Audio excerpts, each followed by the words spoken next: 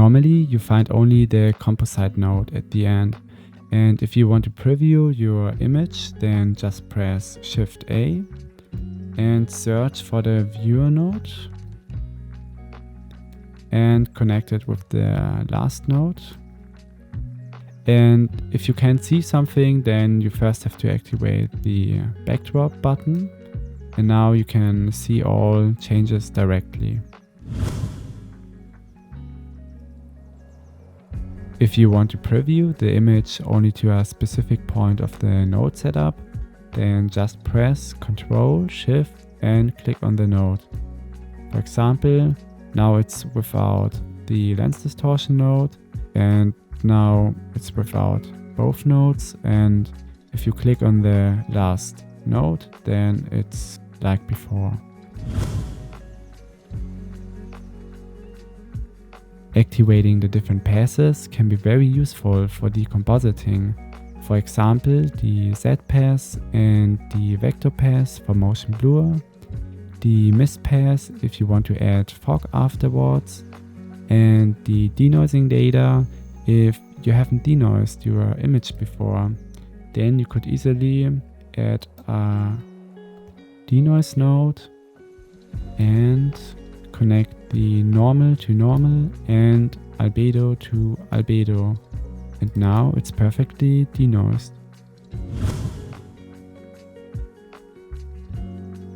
What you have to know if you're using different passes and want to make an animation, then you have to set the output to OpenEXR multilayer. Only with that the different passes are saved for each frame.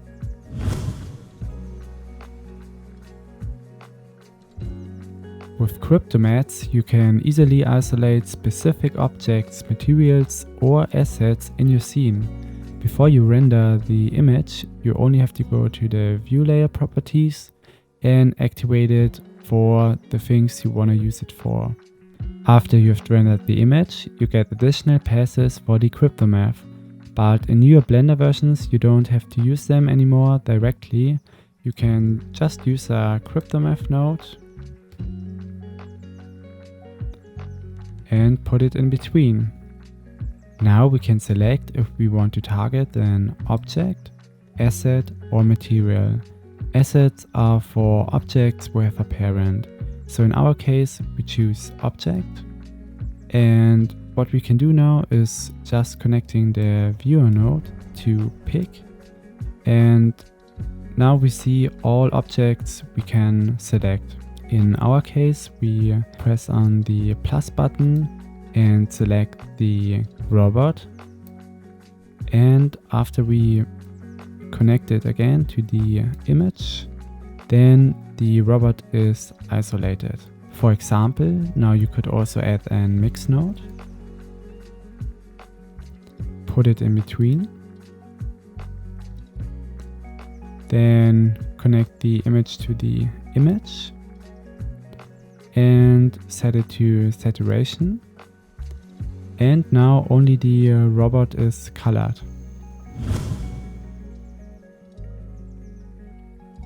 It would be too much to explain it in detail here, but with render layers you can split your scene in different parts and can render these parts separately, so you are able to reduce the system load and have more control in the compositing because you compose everything together at the end.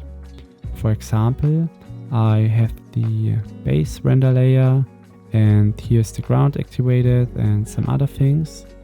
Then I have the sky render layer where only a sky image is activated, and then the aurora and the mountains.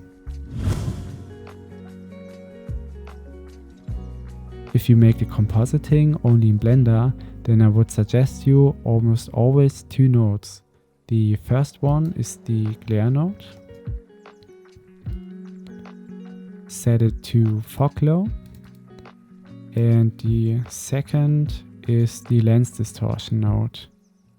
Here I would use only very low numbers, for example 0.002, and check fit, that you don't have black corners at the end.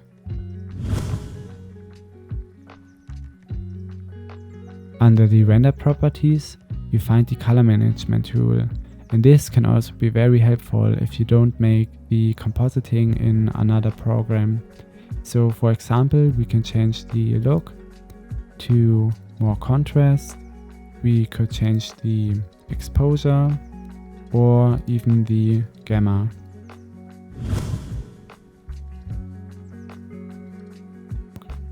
If you want to render only still images, you can easily get light rays in the compositor without any volumetric fog. For that, you just have to add an sunbeams node, put it in between, crank it up, then put the source point where the sun is, and then add an mix node, put it here, connect it also with the image. Yes, and set it to add. And now, if we select it again, we can adjust it by changing the location of the source point.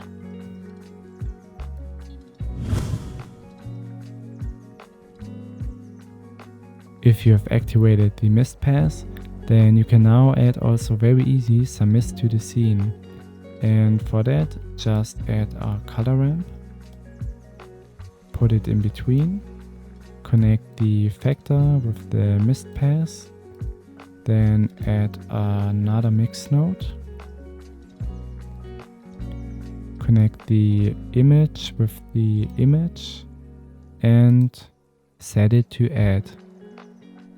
And now if we select the right color, then click on it, and here we can control how strong the mist shall be. Unfortunately, Blender hasn't a vignette node or something like that, but if you want to make it directly in Blender, then you could do it with a box mask node, a blur node and an alpha over node. And here you could also change the color of the vignette.